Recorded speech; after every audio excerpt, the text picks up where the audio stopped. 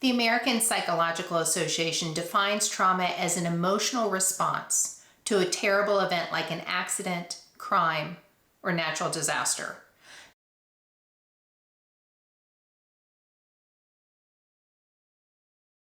Trauma, however, can also be characterized not by the event itself, but by one's reaction to it.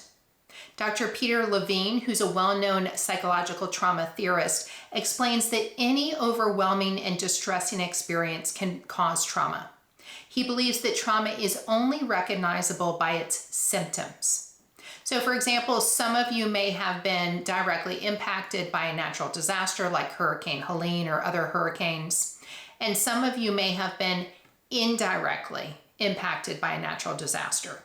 And those indirectly impacted could experience the trauma symptoms exactly the same as someone directly impacted. For example, just watching the news coverage of those events can cause a trauma response. Indirect exposure can cause the same symptoms as someone directly impacted. And the crisis doesn't have to be a natural disaster. It can be a health challenge, a death, a divorce, the breakup of a business partnership, an economic recession, a new political administration, changing business or tax laws, changes with tariffs, supplier market disruption, war, the COVID pandemic, the list goes on. In fact, on these slides, I've got a list of 36 examples of traumatic events that can hobble your business. We have a quiz on our website that helps leaders evaluate trauma indicators within their organization to see if your organization and employees are being affected by traumatic events and determine how trauma-informed your workplace practices are. Use the QR code on your screen to get access to the quiz. It's just 10 questions and takes only 3 minutes.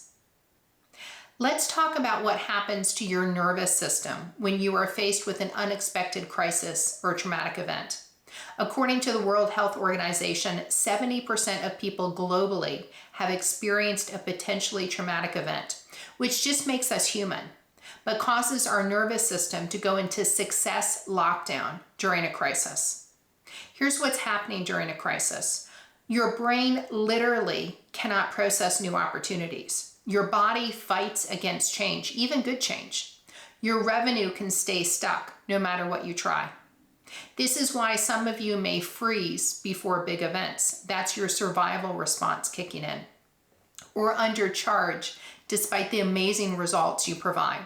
That's your nervous system telling you to stay small in order to stay safe.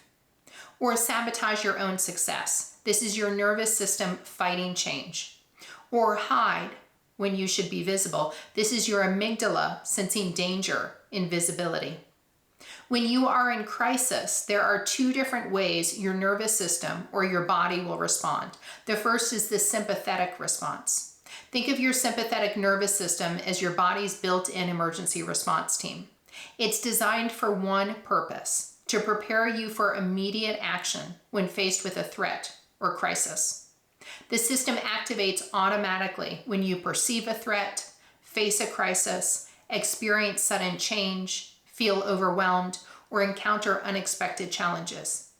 When activated, your body undergoes a coordinated series of changes. Your heart rate increases, your blood pressure rises, your breathing becomes rapid and shallow, your muscles tense, ready for action, your blood flow redirects to major muscle groups, your stress hormones like your cortisol and your adrenaline flood your system. Your focus narrows to immediate threats. Your digestive system slows, sleep becomes difficult, long-term planning challenges increase.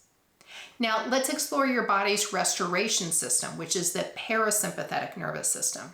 This is your body's natural balancing mechanism designed to help you recover, regulate, and return to a state where thoughtful leadership becomes possible.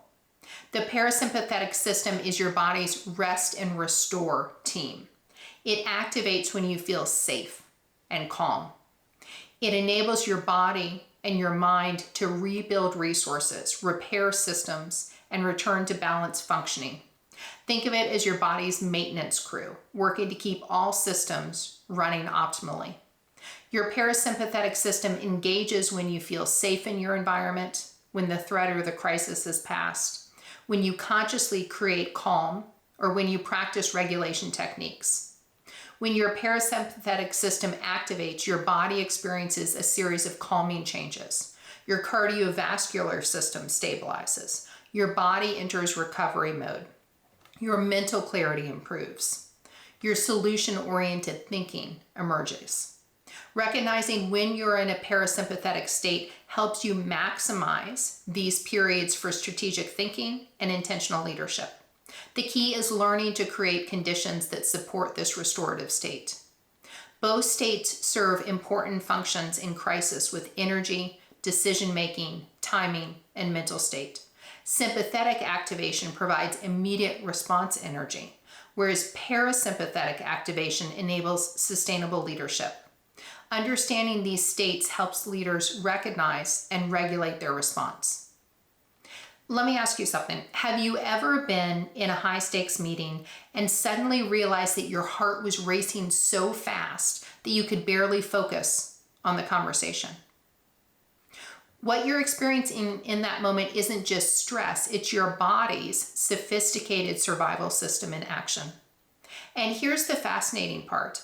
The same system that can make you freeze before a crucial presentation can become your secret weapon in business leadership.